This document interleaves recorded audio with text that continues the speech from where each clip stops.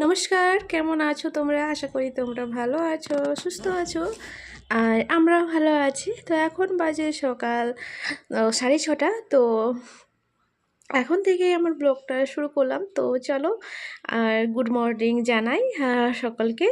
তো আমি সুমিতা, আমার ছোট্ট একটা নতুন ব্লগে সকলকে স্বাগত জানাই। আর এইদিকে সকাল এখন তো 6:30 বাজে, আর মেয়েকে আজকে স্কুলে পাঠানো হয়নি, যেহেতু ভোর থেকে ভীষণ বৃষ্টি হচ্ছিলো এদিকে। তো দেখতেই পেলে তোমরা, এখন কুয়াশার মতন পড়ছে টিপ টিপ করে, কিন্তু জোরটা হচ্ছে না। তো সবাই ঘুমিয়ে গেছিলাম আর কি, ঘুমটাও ছাড়েনি। আর ঘুমটা যেহেতু আমার ছেড়েছিল, তারপরে ভাবলাম না আজকে থাক, আর ঘুমোচ্ছে যখন ঘুমোক, আজকে পাঠানোর দরকার নেই। তাই আর কি জোর করে আরও ওকে জাগালাম না। তো বড়মশাইয়ের তো স্কুল আছে, তো ওকে তো স্কুলে যেতেই হবে। তাই আর কি ঘরের এখনও কিছু কাজ ছাড়া হয়নি। আগে ভাবছি চলো ভাতটা আগে বসিয়ে দিই, ভাতটা বসিয়ে তারপরে আমি বাকি কাজগুলো করে নেব। আর ডে স্কুল মানে আগে আমার কোনো কাজ হোক কিংবা নাই হোক, খাওয়া হোক কিংবা নাই হোক, আগে আমাকে রান্নাটা কমপ্লিট করে নিতে হবে 9টার মধ্যে। 9টার মধ্যে বলছি, ভুল বলছি, 9টার মধ্যে ও খাওয়া দাওয়া কমপ্লিট করে রেডি হয়ে যায় আর কি। তার মানে আমাকে 8:30টার মধ্যে রান্নাটা কমপ্লিট করে খাবারটা দিয়ে দিতে হয়। তো সেই জন্যেই আর কি তাড়াহুড়া করে রান্না করি। তো চলো, আর এখানে ওই যে ভিজিয়ে রেখেছিলাম চিয়া সিডস, তো সেটা বরমশাইকে একটু দিলাম। ওকে আজ থেকে একটু স্টার্ট করলাম ওকে দিতে। তো এটা খাওয়া নাকি অনেক উপকারী, তো বলে সবাই, দেখছিও, তাই আর কি ওকে একটু দিচ্ছি হাত চামচ করে। আর তো চলো, তো এই যে দুটো গ্লাস নিয়েছি, একটাতে ভিজিয়ে রেখেছিলাম। এটাকে আমি যে ঘুম থেকে উঠেছিলাম 5টার দিকে, তখন ভিজিয়ে রেখেছিলাম। আর এখন কিন্তু বাজে 8টা, সরি, এখন বাজে কিন্তু 7টার কাছাকাছি। তো অনেকটাই ভিজে গেছে। আর এটা চলো ওকে দিয়ে আসি। ওকে দিব এমনি ঠান্ডা নর্মাল জলেই। আর আমি খাবো হালকা হালকা গরম জল, লেবু আর মধু দিয়ে। তো ও লেবু আর মধু হালকা গরম জল দিলে তো খেতেই পারবে না, কারণ স্বাদটা একটু অন্যরকম হয়ে যায় জলের। কিন্তু এই যে চিয়া সিডসের বীজ, তো এটার কোনো স্বাদ নেই, গন্ধও নেই, আর কিছুই নেই। তো নর্মাল, ওটা নর্মাল জল দিয়ে খেলে ভাবে তুমি জলই খাচ্ছ, শুধু একটু দানা দানা বোঝা যায়। এই আর কি। আর গরম জল মধু দিলে আর লেবু দিলে একটু স্বাদটা অন্যরকম হয়ে যায় না জলের, তাই আর কেউ খেতেই পারবে না, খাবেই না। তার থেকে ওকে এমন নর্মাল জলেই দিলাম।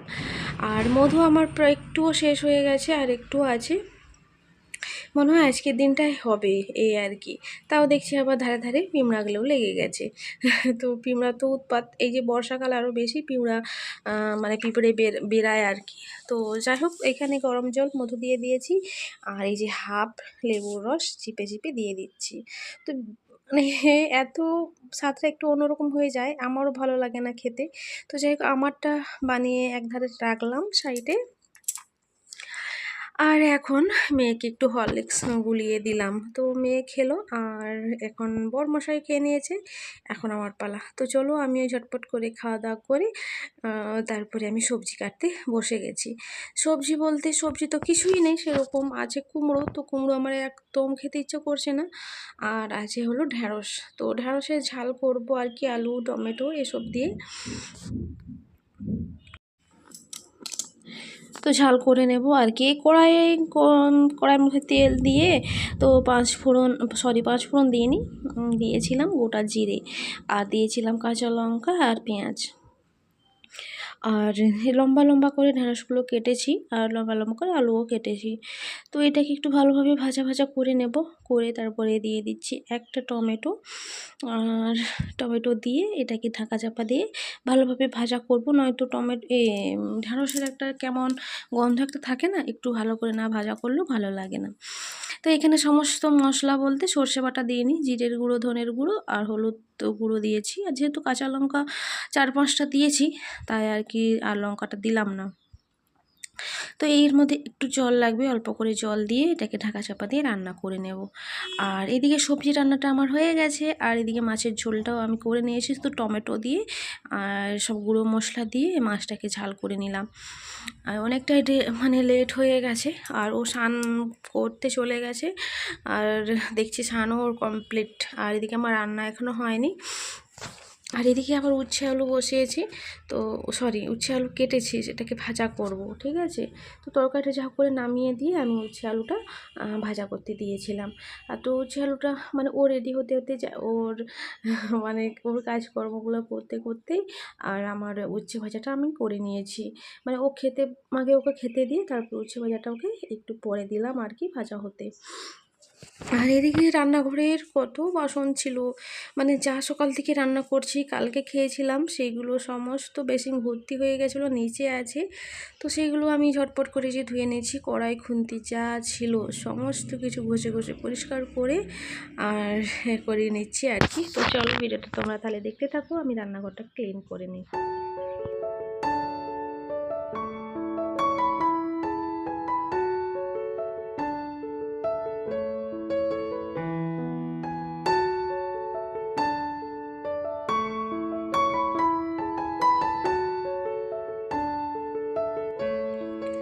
তো এদিকে রান্নাঘরটা গুছিয়ে নিয়েছি আর বাপ বেটি মিলে খেতে বসেছি। মেয়ে খাচ্ছে হলে বিস্কিট আর বরমশাই খাচ্ছে ভাত।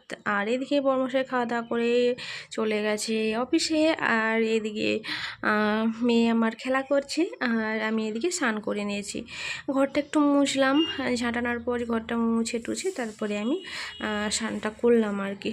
আর রোদটাও তেমন একটা নয়, ওই ঝিরে ঝিরে বৃষ্টিটা একটু কমেছে, একটু হালকা রোদ বেরিয়েছে। তাই ভাবলাম চলো আর জামা কাপড়গুলো তাহলে ধুয়েই দিই। ভেবেছিলাম যেগুলো শুকনো আর নোংরা, মানে মেয়ে একবার করে পরেছে যেগুলো শুকনো, ভেবেছিলাম ধুবো না। তারপরে দেখছি না, হালকা হালকা যখন রোদ বেরিয়েছে তো ধুয়েই দিই। আর বর্ষাকালে এরকম না হয় আর রোদ কীরকম আর রোদ দেবে, তো এরকমই দেবে তাই না। তাই আর কি ওই মেয়ের জামা প্যান্ট কটা ছিল সেগুলোই ধুলাম, ধুয়ে পরিষ্কার করে চলো এগুলো মিলে দিই আগে। তো আমি এখন মানে স্নান করার আগে মা বেটি দুজনেই মানে খেয়ে নিয়েছি ভাত। ভাত টাত খেয়ে এখন কিন্তু বাজে 12টা ওই 10-15 মতন বাজে। আর মেয়েকে স্নান করে দিয়েছি আর আমিও স্নান করে নিয়েছি। জামা কাপড়গুলো সব মেলা হয়ে গেছে, মেলে টেলে তারপরে তো এখন আর কাজ বলতে সেরকম কিছু নেই। এখন কাজ একটাই, তো শাড়ির ফলস পাড় আমি বসাচ্ছি, আমি নিজে নিজেই বসাই আর কি। তো সেটাই করব, কালকে হাফ করেছিলাম আর কিছুটা আছে তো সেটাই কমপ্লিট করব। তো এই ভিডিওটা কালকের তো কালকের মানে পাড় বসাচ্ছিলাম তো সেটাই, আর আজকেরটা করা হয়নি, তো কালকেরটা করছিলাম। আর এটা বড়মশাই স্কুল থেকে আসা মাত্রই ওই করছিল, আমি পাড়টা যখন বসাচ্ছিলাম ও ভিডিওটা করছিল আর কি। আর আমার হাতে এত জোরে সুচটা গাঁথা হয়ে গেছে না কি আর বলবো। তো চলো এই শাড়িগুলো সে সেলে নিয়েছিলাম, মনে আছে কিনা জানি না, তো বলে দিলাম আর কি। তো চলো তাহলে পাটটা বসিয়ে নিই। তো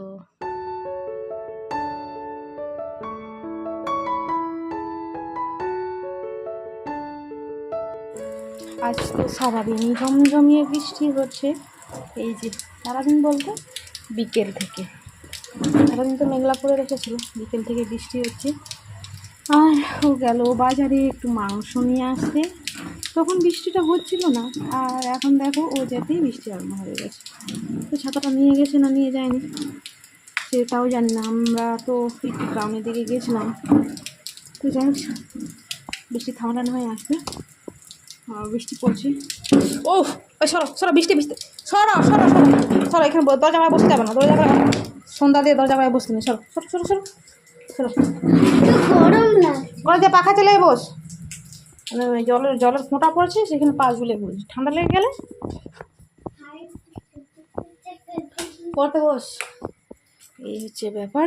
আর আমি ভাত বসিয়ে দিয়েছি, ভাত হচ্ছে এদিকে মশলা টশলাও রেডি করে নিয়েছি, এই যে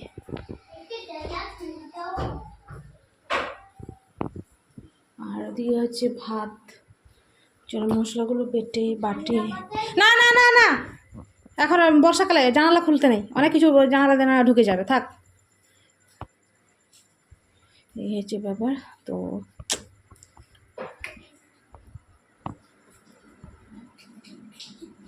আর কিছুই না, তো মশলা টশলা আমি রেডি করি, মানে বাটি করি, ও আসুক কতক্ষণে, আর তারপর না হয় রান্নাটা হবে। আজকে একটা নতুন রেসিপি তোমাদের সঙ্গে শেয়ার করব। তো ভিডিওটা দেখো শেষ পর্যন্ত, অবশ্যই তোমরা দেখতে পাবে। অবশ্যই তোমাদের সঙ্গে মানে শেষ পর্যন্ত দেখলে তোমরা বুঝতে পারবে আমাদের সাঁওতালের একটা ট্র্যাডিশনাল রেসিপি। তো সেটাই আজকে বানাবো। ভীষণ খেতে ইচ্ছে করছিল আর কি বিকেল টাইমটায়, আর মনে হচ্ছিল একটু খাই। তো ওটা বলতেই ও গেল মাংস নিয়ে আসতে, তো ওটাও বানাবো আর মাংসের ঝোলও করবো। তো চলো ভিডিও তোমরা দেখতে থাকো আর অবশ্যই পাশে থেকো। তো চলো, আর এই যে মশা মাঠে চাষ দিয়েছি, এখন খুলে একটু মশা মারবো। এত পরিমাণে মশা মানে বাড়িতে কি আর বলবো, কেন যে বাড়িতে এত মশা আমি মানে খুঁজে পাচ্ছি না। অথচ চারিদিকে কিন্তু ড্রেন ড্রেন ওদিকটাই আছে, তো এদিকটা একটু নেই। হ্যাঁ, তো মুরগি টুরগি আছে ওই জন্য হয়তো মশাটা বেশি, ওই জন্য হতে পারে। তো যাই হোক চলো, আর ও আসো দেখা হচ্ছে। তো বরমশাই এলো 7:30 পেরিয়ে গেছে, আর ওই ভিজে ভিজে এলো। হালকা হালকা যখন বৃষ্টিটা কমলো ও চলে এলো, আর আসা মাত্র আমি তাড়াহুড়ো করে দুটো কড়াতে রান্না বসিয়েছি। একটাতে বানাবো হলো ওই যে বলেছিলাম আমাদের সাঁওতাল ট্র্যাডিশনাল একটা রেসিপি, যেটা আমাদের বিয়ে বাড়ি, অন্নপ্রাশন বাড়ি, মানে যে কোনো অনুষ্ঠান বাড়ি হলেই এই জিনিসটা আমাদের লাগবেই, মানে হবেই আর কি হবেই। তো সেটা হলো আমাদের ল্যাটো। তো বলেই দিলাম, তো এটা এক ধরনের রেসিপি, মাংস দিয়েই হয়। তো প্রথমে আমি পেঁয়াজ আর কাঁচা লঙ্কা দিয়ে ভালো করে ভেজে নিয়েছি। তারপরে দিয়ে দিচ্ছি আলু, আদা, রসুন বাটা, এটাকে ভালোভাবে কষে নেব। আর এটাতে ল্যাটো করব, আর এই পাশেরটায় একটু মাংস রান্না করব আর কি।